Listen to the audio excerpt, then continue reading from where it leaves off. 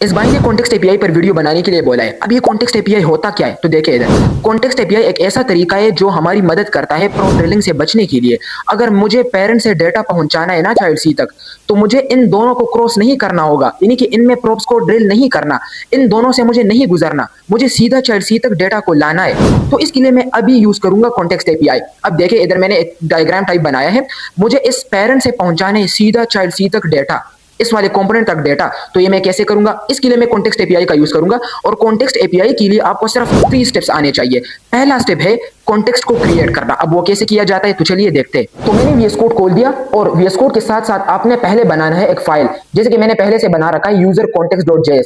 अब ये एक रिकमेंडेड तरीका है कि आप कॉन्टेक्स्ट के लिए अलग से एक फाइल बनाए। मैंने फाइल बनाया है और उसमें मैंने क्रिएट कॉन्टेक्स्ट को इंपोर्ट किया रिएक्ट से, और फिर उसके बाद एक यूजर कॉन्टेक्स्ट नाम से वेरिएबल बनाया और उसके अंदर ये क्रिएट कॉन्टेक्स्ट फंक्शन डाल दिया। ये फंक्शन हमें रिटर्न करता है एक ऑब्जेक्ट। अगर आप इस यूजर कॉन्टेक्स्ट को कंसोल पर देखेंगे तो आपको ये दो कंपोनेंट्स मिल जाएंगे एक ऑब्जेक्ट के अंदर, एक है कंज्यूमर, दूसरा है प्रोवाइडर। अब हमें दूसरा स्टेप करना है। दूसरा स्टेप ये है कि आपको जो ऑब्जेक्ट के अंदर ये प्रोवाइडर मिला, इस प्रोवाइडर के अंदर आपने ये ऐप रैप करना है। main.jsx में ये काम करे, क्योंकि ये अच्छा तरीका है कि आप ऐप को रैप करें। तो क्या करना है आपको उस यूजर कॉन्टेक्स्ट जिसको मैंने एक्सपोर्ट किया था उधर से, उसके अंदर हमें मिलता है एक प्रोवाइडर, और आपने इसके अंदर ऐप को रैप करना है। अब ये इसलिए हमने इधर रैप करना है ऐप को, क्योंकि ऐप के अंदर जितने भी चाइल्ड कंपोनेंट्स आएंगे, जैसे कि child A B C D, तो उन सब में अब डेटा प्रोवाइड हो रहा है। तो इसलिए ये एक रिकमेंडेड तरीका है कि आप इधर ही प्रोवाइडर को यूज करें। अब इधर प्रोवाइडर के अंदर हम एक और काम भी करते हैं, इधर एक वैल्यू प्रोप लगाते हैं। और वैल्यू प्रोप आपने जरूर लगाने, कोई और नहीं लगाए।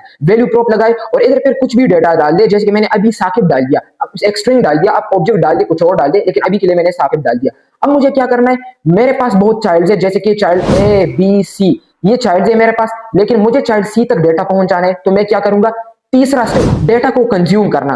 तो उसके लिए मैं क्या करूंगा कि इधर आऊंगा और यूज कॉन्टेक्स्ट का यूज करूंगा। यूज कॉन्टेक्स्ट एक हुक है जो कि डेटा को कंज्यूम करने के लिए यूज होता है। तो इसके अंदर मैं उस यूजर कॉन्टेक्स्ट को यूज करूंगा, जो कि जिसके अंदर हमने क्या रखा था, क्रिएट कॉन्टेक्स्ट को रखा था। तो ये यूजर कॉन्टेक्स्ट मैंने इसके अंदर लिख दिया, और अब मैं एक वेरिएबल बनाऊंगा डेटा नाम से, और उसके अंदर मैंने क्या किया, यूज कॉन्टेक्स्ट से जो भी डेटा आएगा वो मैंने इधर डाल दिया। अब इस डेटा को मैं इधर किसी भी एलिमेंट के अंदर डाल दूंगा। लाइक मैंने पैराग्राफ बना दिया और मैं क्या कर दूंगा, इस डेटा को इस पैराग्राफ के अंदर डाल दूंगा। अब जैसे ही मैं इधर जाऊं, आउटपुट देखूं और इसको थोड़ा लोड कर दूं, तो देखो मुझे क्या मिला, मुझे कंपोनेंट नंबर सी के अंदर मेरा नाम मिल गया। मतलब कि डेटा को हमने सीधा चाइल्ड सी में शो करा दिया। अब अगर आप चाहें कि मुझे चाइल्ड बी में, मतलब इस कंपोनेंट में या फिर चाइल्ड ए में डेटा को दिखाने, तो आप ये भी कर सकते हैं। हाँ, तो ये इतना 3 स्टेप्स अगर आपने अभी सीख लिए ना, तो आपका कॉन्टेक्स्ट एपीआई क्लियर है। हाँ, अभी जो हमने ये कोड लिखा, इसको और भी क्लियर बना, इसको और भी सिंपल बनाया जा सकता है।